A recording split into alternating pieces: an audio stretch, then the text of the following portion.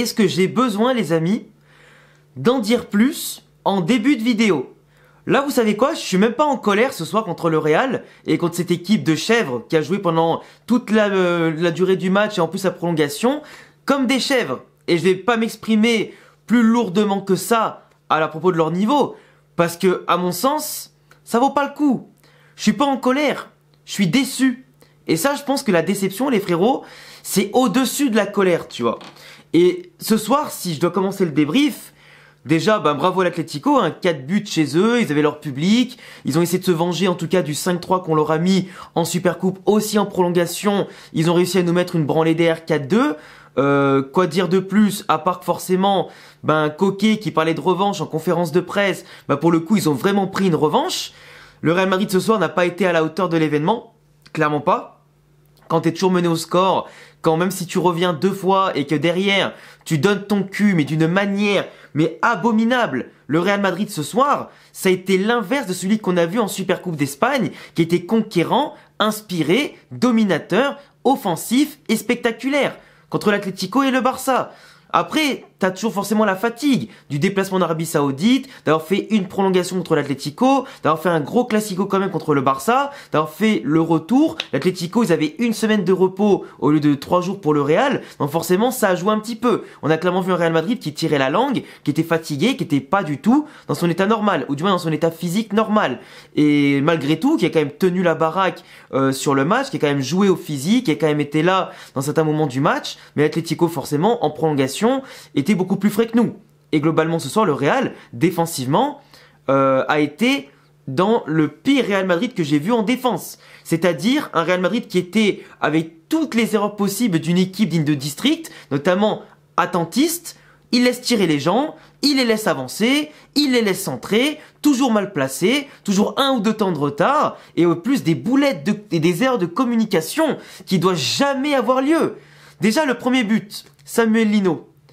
L'action se passe, il y a tous les joueurs du Real Madrid qui regardent le joueur de l'Atlético Madrid qui centre. Après Rudiger, Rudiger avec la saison qu'il fait, on peut pas lui dire grand chose. Il a dévié, malheureusement ça tombe sur Samuel Lino qui était monté aux avant-postes et pas sur un défenseur du Real qui aurait pu être là pour le gêner. Donc preuve aussi que d'ailleurs le joueur était tout seul, donc il manquait un défenseur quelque part. Lounine qui sort de manière un peu hasardeuse, la reprise de pied gauche, elle rentre, ok, pas de problème. Le deuxième but, Camavinga qui malheureusement qui faisait quand même un très bon match, la dévie dans la surface, mais t'as Rudiger encore une fois et Lounine encore une fois qui sont les premiers sur le ballon devant Morata. Rudiger il y va mais il voit que Lounine sort pas assez de manière brutale, du coup il se laisse un petit peu aller. Lounine il y va pas franco, il rate le ballon, ça rebondit sur Morata et ça rentre. On parle de Kepa, mais Lounine au final il est pas mieux. Il a répondu à la boulette de Oblak, tu vois, qu'il a fait juste avant, qui nous a relancé juste avant la mi-temps avec l'égalisation à 1-1. Une boulette en tout cas qui vient un peu de nulle part, mais Lounine lui a bien rendu derrière. Derrière, le troisième but qu'on prend. Et alors là les amis, j'ai pété un plomb. Là je vais péter un plomb.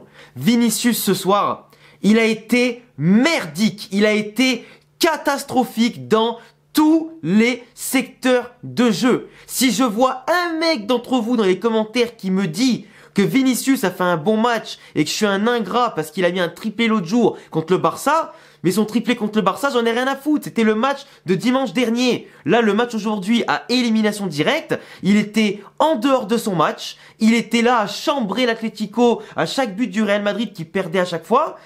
Au lieu de se concentrer, il prend un jaune bêtement, il aurait pu prendre un rouge dans ce match-là.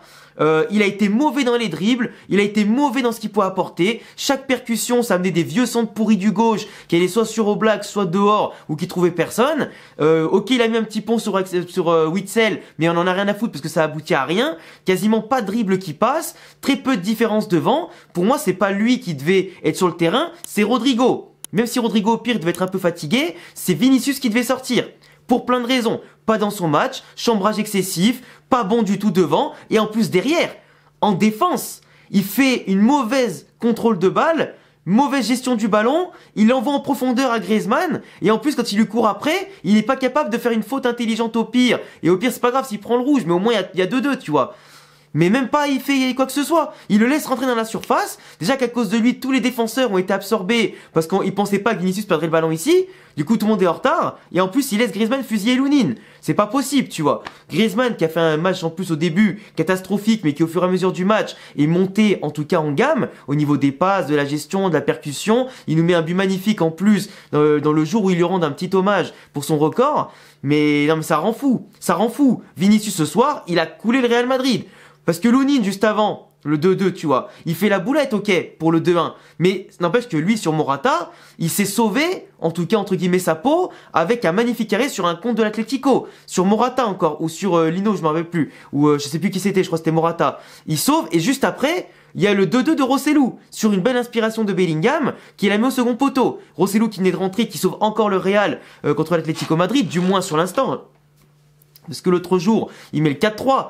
Mais là, pour le coup, je suis dégoûté. Je suis dégoûté. Après, on prend le 4-2 à la fin sur un contre. Parce que le Real Madrid est désorganisé, fatigué, et jette tous ses efforts dans la bataille pour revenir à 3-3 en prolongation. Donc le 4-2 nous pendait plus au nez que le 3-3. 3-3 qu'on a marqué, mais Bellingham est hors jeu. Donc, dans tous les cas, ça a été refusé par la VAR et par l'arbitre dans tous les cas, donc il n'y a pas de regret là-dessus. Mais il n'empêche que ce match-là, défensivement, on a été à la rue. Des espaces qu'on a laissés, et je vous avais dit quoi, les gars? Tous ceux qui regardent mes vidéos d'avant-match savent que j'ai raison. L'Atlético, je vous ai dit quoi? Aujourd'hui, et comme d'habitude, les 20 premières minutes, ils se donnent toujours à fond. Soit quand ils sont en défense, mais ils font quand même un gros pressing pour bloquer l'adversaire, soit ils prennent le jeu à leur compte comme on a vu aujourd'hui. Ils ont lavé l'affront d'un 5-3 devant leur public, mais bien sûr qu'ils allaient jouer devant. Le Real Madrid aujourd'hui, offensivement, a certes pendant la première mi-temps par exemple où l'heure de jeu eu les meilleures occasions, entre la barre de Bellingham, la double parade d'Oblak à un moment donné, mais même si Bellingham a été très fort ce soir dans les doubles contacts, les crochets, les propositions, tout ça, il était trop seul. Rodrigo et Vinicius ce soir, ils n'ont pas été bons. Brahim, aujourd'hui, quand il est rentré, Brahim, il a fait des petits trucs, mais il a été ultra brouillon, des passes ratées, des gestes en tout cas trop provoqués, mais trop forcés surtout. Globalement, au niveau offensivement parlant, il n'y a pas eu de Madrilène qui était bon ce soir. Et défensivement, on a fait trop de boulettes. Entre Rudiger, Lounine et Vinicius, ça nous a coûté cher. Même quand t'as des mecs comme Ferland Mendy qui faisait un bon match, quand t'as Carvajal qui faisait un match plutôt correct, que t'as Camavinga qui se faisait un bon match aussi, avant de se faire un peu mal et sortir, bah malheureusement t'as des mecs comme ça qui sont un peu pénalisés. Ancelotti, il a voulu mettre au repos Tchouaméni, qui quand il est titulaire, on ne perd pas un match, bah malheureusement ça n'a pas marché. Tchouaméni, il est rentré, il a apporté sa relance, il a apporté ses récupérations, il a apporté sa stabilité au milieu de terrain. Avec Kroos, ça a fait énormément de bien au Real Madrid, qui avait des occasions, qui tenait le ballon, qui faisait courir l'Atlético, qui en tout cas avait du mal à ne pas subir les vagues blanches au niveau de la domination du milieu de terrain, mais on était trop stérile, pas assez de mouvement, pas assez de physique. Et vraiment la Supercoupe d'Espagne, certes c'est un trophée remporté, oui, on sauve la saison, entre guillemets, mais globalement, ça nous a fait perdre un autre trophée ce soir. Parce qu'on était trop nonchalant, pas assez énergique, pas assez robuste, et j'ai peur que cette prolongation qu'on perd ce soir, et en plus salement, que ça se répercute sur les prochains matchs et les prochaines semaines. Donc le week-end, là, on joue contre je sais plus qui, je crois, Almeria, si je dis pas de bêtises, faudra absolument gagner. Que les joueurs puissent dans leurs ressources pour aller gagner, et après, éventuellement, ils ont une semaine de repos. Parce que la semaine prochaine, c'est les quarts de finale de Copa del Rey, je crois. Donc globalement, ils auront une semaine pour se reposer. Mais il faudra gagner ce match-là. Pour passer en plus devant Gérone, même si Gérone, ils ont encore aussi un match à jouer. Mais globalement, ils ont fait un nul, donc on peut, avec un match en moins, leur passer devant. Mais bref, en tout cas, le Real ce soir a été catastrophique. Catastrophique, à tous les levels. Modric, bon, il avait fait ce qu'il pouvait, mais il a pas fait assez de différence. Valverde, il a été sorti, j'ai pas trop compris pourquoi, mais je pense qu'Ancelotti le pensait fatigué. Mais clairement, il y a des joueurs aujourd'hui qui devaient pas rester tout le long du match. Même si un Vinicius, par sa vitesse, son génie, peut te faire une différence, ce soir, c'était lui qu'il fallait sortir, tu vois. Ceballos, tu peux apporter un peu de contrôle, c'est cool de le faire monter, etc. pendant la prolongation. Mais je veux dire, à un moment donné, fais confiance, pourquoi pas, à des Arda Güler. Fais confiance à d'autres joueurs qui en ce moment ont peut-être besoin de jouer, de faire la différence. Mais là, Rodrigo, jamais il devait sortir avant Vinicius. Jamais de la vie. Et c'est pas possible, tu vois. Franchement, le 3-3, j'y croyais qu'on pouvait l'avoir. J'y croyais. Mais tout le long du match, tu cours après le score, t'es désorganisé, t'as une attitude qui est pas digne d'un derby, t'as une attitude qui est pas digne d'un huitième de finale de Copa del Rey, en tout cas d'un trophée que tu peines à gagner de base, et en plus t'es tenant du titre et tu vas pas plus loin que les huitièmes. Après, pour le calendrier Ligue des Champions, c'est bien. Tu t'évites certaines semaines assez lourdes, un calendrier assez surchargé, etc. Mais bon, quand tu t'appelles le Real Madrid, même si t'as pas tout l'effectif du monde que tu aimerais à certains postes, t'as envie quand même de jouer tous les trophées, tu vois. Et comme je disais, tu battais l'Atlético, t'étais en quart de finale, pour peu que tu tombais contre une équipe un peu moyenne, tu pouvais être en demi-finale avant fin janvier. Donc franchement, mentalement, tu commençais février avant la Ligue des Champions en te disant, t'es plus qu'à 3 matchs d'un autre trophée, tu vois. Et c'est casse-couille, franchement non. L'attitude de ce soir, elle est pas bonne du tout. Ancelotti a fait les mauvais choix, le Real a fait les mauvais choix, s'est fait rentrer dedans, a mis du temps à rentrer dans le match, a mis du temps à surtout à avoir de vraies occasions, etc. Et c'est quand même dommage, t'as eu des tournants comme aussi la barre de Rodrigo, tout ça. Mais je veux dire, ces tournants-là, l'Atlético ont eu beaucoup moins d'occasions franches, mais il nous a fumé quand même. Donc à un moment donné, y a pas d'excuse à avoir. Oui, t'es fatigué, oui, en défense, t'es pas aussi solide maintenant que d'habitude. 3 buts contre l'Atlético la semaine dernière, la semaine dernière, 4 buts aujourd'hui. T'as pris 7 buts contre le même adversaire en une semaine. Donc aujourd'hui, tu vois, ils ont jubilé. Vinicius, il a célébré comme un connard devant toutes les tribunes du monde alors qu'on a perdu. Et en plus, il a été nul. Et en plus, il offre le but à Griezmann. Donc aujourd'hui, c'est un karma total. C'est un karma total. Et je vais m'arrêter là, je pense, parce que même si je suis pas en colère, au fond de moi, je suis tellement déçu que si je continue, il y en a certains que je vais insulter. Entre ceux qui marchent le défendre, ceux qui ne courent pas, ceux qui... Je sais quoi, j'en peux plus. Pour ce soir, j'en peux plus. Donc voilà, le débrief, de toute façon, il y a rien de bien à en tirer quasiment de ce match-là. En espérant que cette déception soit gommée à la fin de la saison par une victoire en Liga. Parce que là, maintenant, t'as plus la Copa del Rey. Donc pour moi, là, la Liga, c'est victoire obligatoire. La Copa, tu l'as pas. On va espérer que le Barça ou l'Atlético ne la gagnent pas. Mais du coup, victoire obligatoire en Liga. On fera les comptes à la fin de saison. Mais moi, je ne vais pas me contenter d'une Super Coupe d'Espagne après une première partie de saison de base aussi réussie. Enfin bref, je vous laisserai me dire en commentaire ce que vous en avez pensé.